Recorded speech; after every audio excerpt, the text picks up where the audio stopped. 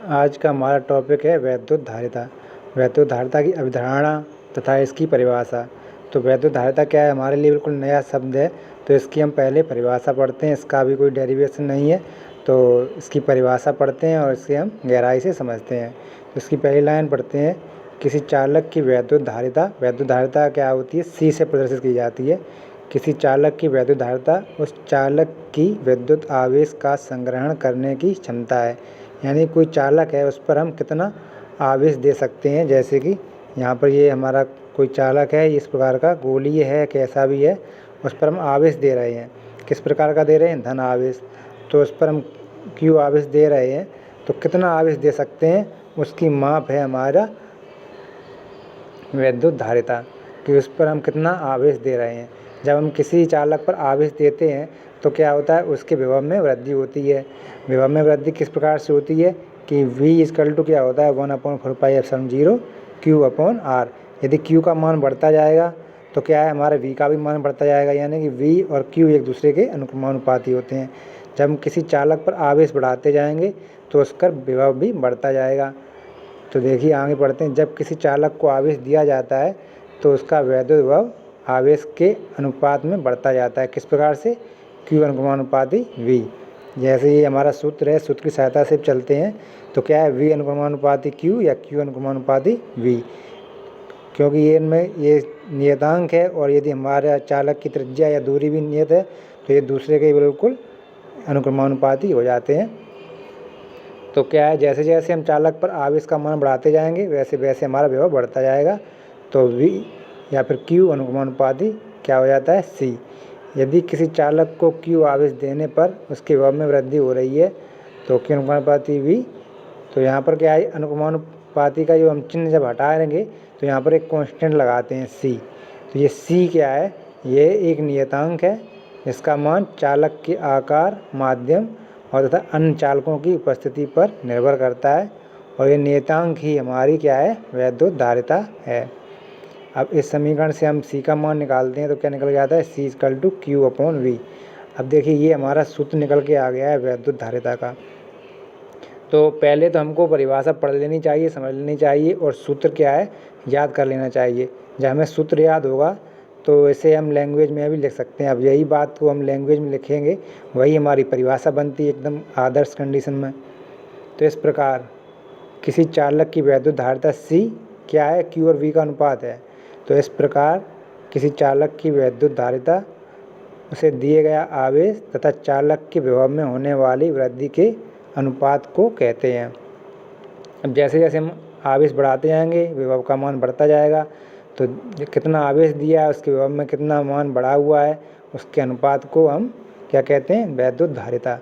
तो इस सूत्र को भाषा में बदलना हमको आ जाना चाहिए। हम बहुत बार बता चुके हैं और ऐसे भी आप लोग सीख गए होंगे। तो इसको यहाँ से पढ़ के आते हैं, पूरी परिभाषा क्या समझते हैं कि जब हम आवेश देते जाएंगे तो विभव में वृद्धि होती जाएगी। और क्या है, जो आवेश और विभव का जो अनुपात निकल के आ रहा है वही हमारी धारिता C कहलाती है।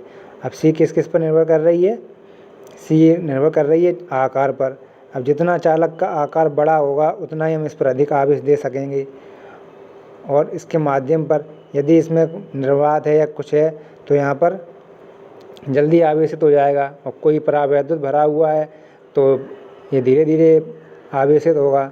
तो इसके क्या है, माध्यम पर निर्भर करती है। और यदि इसके पास कोई अन्य चालक रख दें यहाँ पर तो क्या है, प्रेरण कारण इससे आवेश, जैसे अगर हमने इस पर धन आवेश दिया हुआ है तो प्रेरण कारण इस पर ऋण आवेश उत्पन्न हो जाएगा, जिससे क्या है, इस चालक के आवेश का मान कम हो जाएगा। इसलिए क्या है कि ये किस किस पर निर्भर कर रहा है, आकार पर निर्भर कर रहा है और माध्यम पर निर्भर करता है और पास रखे अन्य चालक की उपस्थिति पर निर्भर करता है। जितना चालक बड़ा होता जाएगा उतना हम इसे आवेश अधिक दे पाएंगे, अधिक विभव इस पर पहुंच पाएगा। और अगर माध्यम निर्वात है या खाली है तो जल्दी आवेशित हो जाएगा। और कोई अगर इसमें माध्यम भरा हुआ है तो यह धीरे धीरे आवेशित होगा, क्योंकि जो माध्यम है वो भी हल्का सा आवेशित हो जाता है। और यदि कोई अन्य चालक रखा हुआ है तो प्रेरण कारण इसका आवेश इस दूसरे अन्य चालक पर चला जाता है, जिससे कि इसकी आवेशन की गति धीमी पड़ जाती है। इसलिए ये इन चीज़ों पर निर्भर करता है। अब आगे पढ़ते हैं। अब पढ़ते हैं हम इसके मात्रक के बारे में। जो वैद्युत धारिता का मात्रक होता है वो क्या होता है, फैराड। फैराड किस प्रकार से मात्रक निकला हुआ है, ये SI पद्धति में, क्योंकि जो हमने 1 फैराड बराबर क्या है, 1 कूलाम पर वोल्ट। आवेश का SI पद्धति मात्रक है कूलाम और विभव का है वोल्ट। तो SI पद्धति में इसका मात्रक कितना क्या बनेगा, 1 कूलाम पर वोल्ट, जिसे हम 1 फैराड कहते हैं। तो ये है इसका SI पद्धति में मात्रक। जो 1 फैराड है वो किसके बराबर है, 1 कूलाम पर वोल्ट के बराबर। अब देखिए जो कूलाम है ये कैसी है, बहुत बड़ी राशि है। और हम अध्ययन करते हैं कि इलेक्ट्रॉनों की संख्याओं के ऊपर अध्ययन करते हैं, एक इलेक्ट्रॉन पर कितना आवेश है। तो 1 कूलाम पर कितना आवेश होता है, देखिए अभी हम लिखते हैं यहाँ पर। देखिए 1 इलेक्ट्रॉन पर कितना आवेश होता है, 1.6 × 10⁻19 कूलाम। तो इस प्रकार से 1 कूलाम आवेश किसके बराबर हो गया, ये संख्या है इसके अपॉन में चली जाएगी। तो 1 कूलाम आवेश बराबर 1/1.6 × 10⁻−19 1 इलेक्ट्रॉन पर आवेश, यानी कि 6.25 × 10⁻18 इलेक्ट्रॉनों के आवेशों के बराबर हमारा कितना मान होगा, 1 कूलाम का मान होगा। जब कितने इलेक्ट्रॉन इकट्ठे हो जाएंगे, 6.25 × 10⁻18, जो क्या है बहुत बड़ी संख्या है। इस प्रकार से हम कह सकते हैं जो हमारा कूलाम है वो कैसा है, बहुत बड़ा मात्रक है। जब कूलाम हमारा बड़ा मात्रक है तो फैराड भी हमारा कैसा होगा, बहुत बड़ा मात्रक होगा। तो इस प्रकार से अब 1 फैराड की हम परिभाषा कैसे देंगे, बिल्कुल सिंपल है, जो इसमें लिखा हुआ है बस उसे ही हमें भाषा में लिखना है। तो 1 फैराड क्या है, 1 फैराड क्या है, हम धारिता है। तो क्या है, 1 फैराड उस चालक की धारिता होगी जिस चालक को हमने क्या है, 1 कूलाम आवेश दिया था। जैसे चालक है, इस पर हमने Q = कितना कूलाम दे दिया, 1 कूलाम आवेश दिया है, जिसके कारण इस पर विभव का कितना मान हो गया है, 1 वोल्ट के मान की इसमें वृद्धि हुई है। जब हमने इस पर 1 कूलाम आवेश दिया है तो इसके विभव में होने वाली वृद्धि कितनी है, 1 वोल्ट। तो इस चालक की जो धारिता C होगी वो क्या होगी, C = 1 फैराड। तो ये है हमारी 1 फैराड की परिभाषा।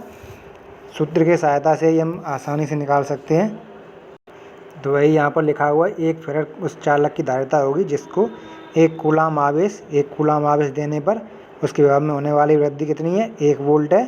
तो इस चालक की धारिता कितनी हो जाएगी, 1 फैराड।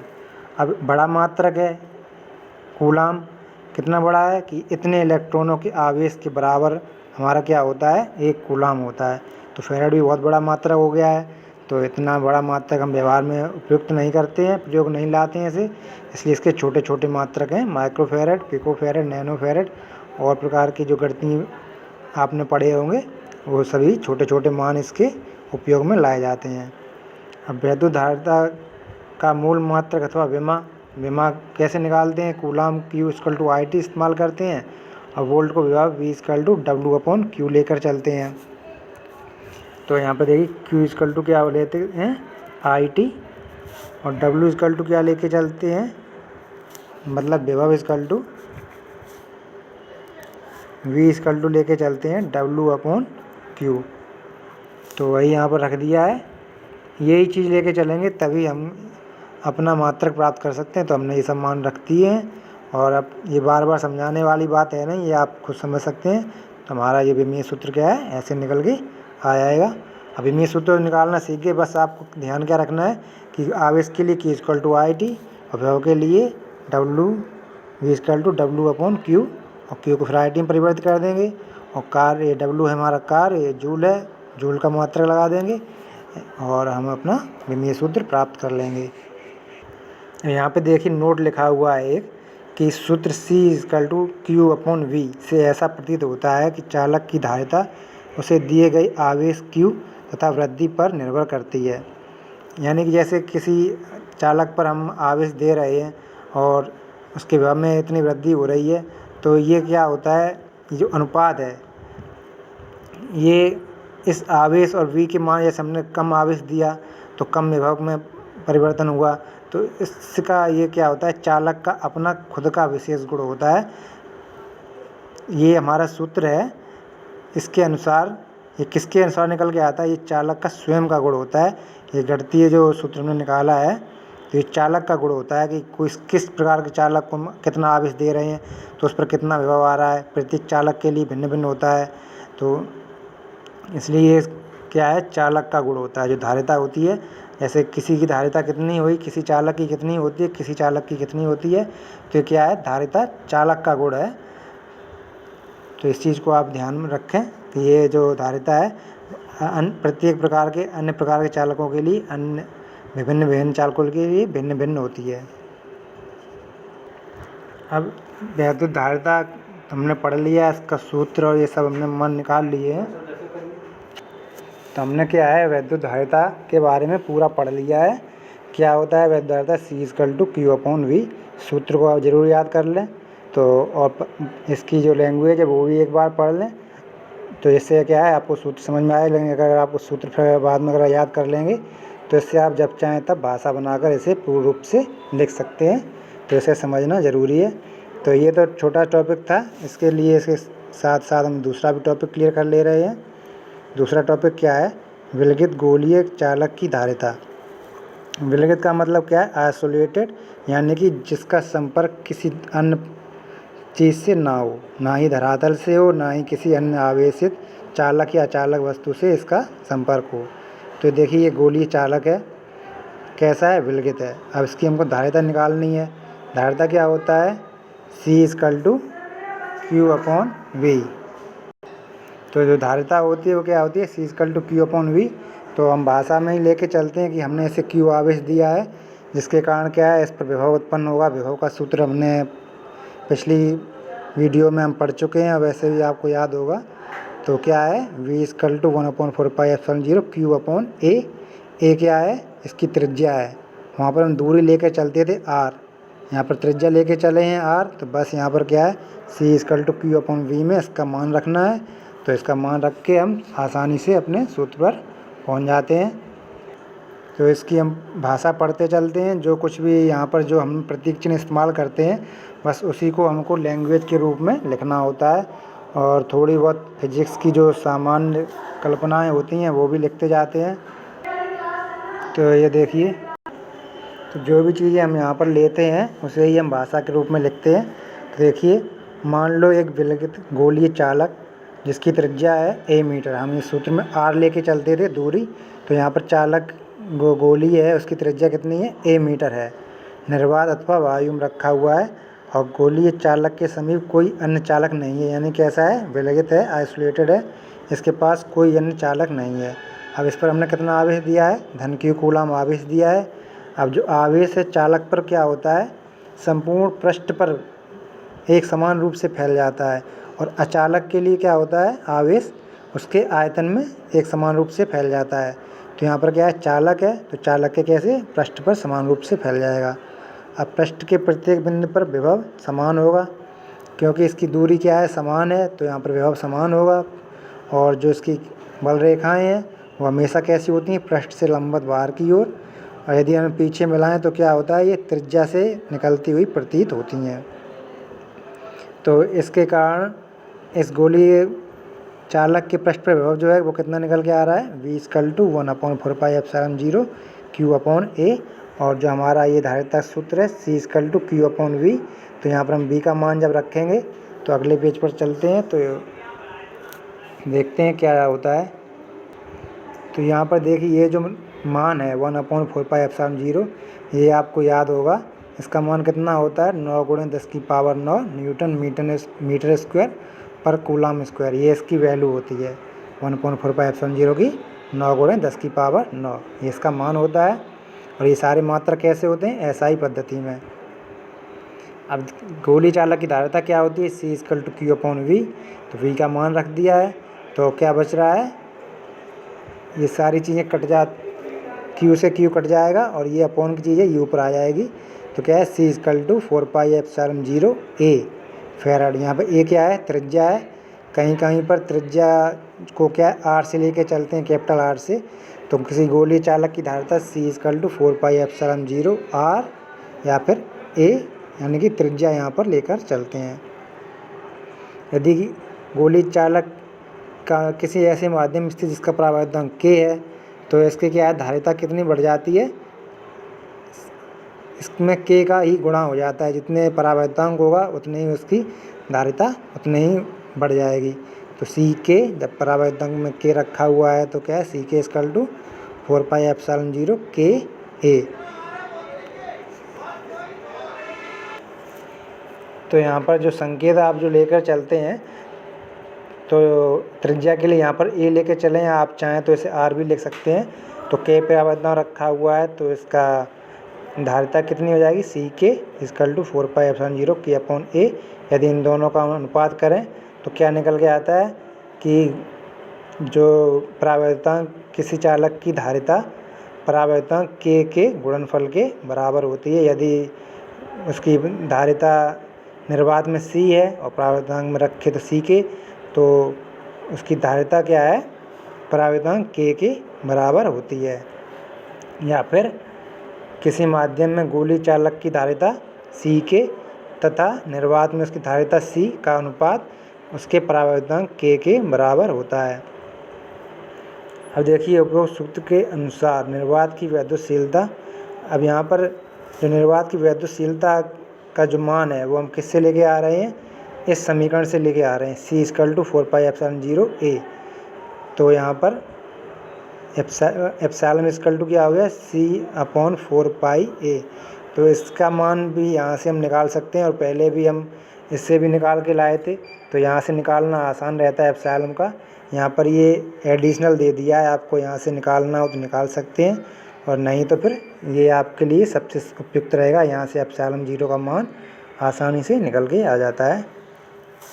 अब देखिए, अब यहाँ पर देखिए कुछ नोट दिए हुए हैं। पहला नोट क्या है, सूत्र C इक्वल टू 4πε0 ए। अब आप जानते हैं 4πε0 क्या है, नियतांक होते हैं। तो सीधा सीधा क्या हो गया, C अनुक्रमानुपाती ए, यानी कि धारिता क्या है, चालक की त्रिज्या के अनुक्रमानुपाती होती है। यानी त्रिज्या बढ़ती जाएगी तो क्या है, चालक की धारिता भी बढ़ती जाएगी, और यदि त्रिज्या कम होती जाएगी तो उसकी धारिता भी कम होती जाएगी। इस प्रकार क्या है, C धारिता और त्रिज्या के बीच में अगर ग्राफ खींचें तो वो क्या है, एक सरल रेखा के रूप में आएगा। क्यों, क्योंकि ये क्या है, अनुक्रमानुपाती है। और जिसका मान क्या होगा, अगर C/A निकालें, इसकी प्रवणता यानी कि इसका और इसका अनुपात यदि निकालें तो इसे वो किसके मान के बराबर हो जाएगी, 4πε0, यानी कि ये क्या है, नियतांक है। तो ये एक सरल रेखा प्राप्त होगी। अब देखिए अलग अलग माध्यमों में अलग अलग रेखाएं प्राप्त होती हैं। अब ये क्या, निर्वात अथवा वायु के लिए था। अब माध्यम में हमारा के रखा हुआ है परावर्तनांक, तो सी के लिए क्या है, जैसे जैसे के का मान बदलता जाएगा तो यहाँ पर के का गुणा होता जाएगा। जैसे के का मान बदलेगा तो वैसे ही हमारा इसकी धारिता भी परिवर्तित होगी। जब धारिता परिवर्तित होगी तो C/A का मान भी किसके अनुसार बदलेगा, के अनुसार। यदि के का मान अधिक है तो इसकी प्रवणता अधिक होगी, कम है तो कम होगी। देखिए तीसरी बात कही गई है इसमें कि यदि धारिता में विलगित गोलीय चालक, ये जो सूत्र हमने लिया हुआ था ये किसके लिए था, विलगित के लिए था। कैसा, जो कि बिल्कुल चालक अलग तक किसी चीज़ के संपर्क में नहीं था। यदि इसे हम किसी के संपर्क में लाएं तो इसकी धारिता में कुछ ना कुछ परिवर्तन आ जाएगा, तो वह अन्य परिस्थितियों पर निर्भर करेगा। उसके लिए हम आगे पढ़ेंगे। तो इस टॉपिक में क्या है, इतना ही है।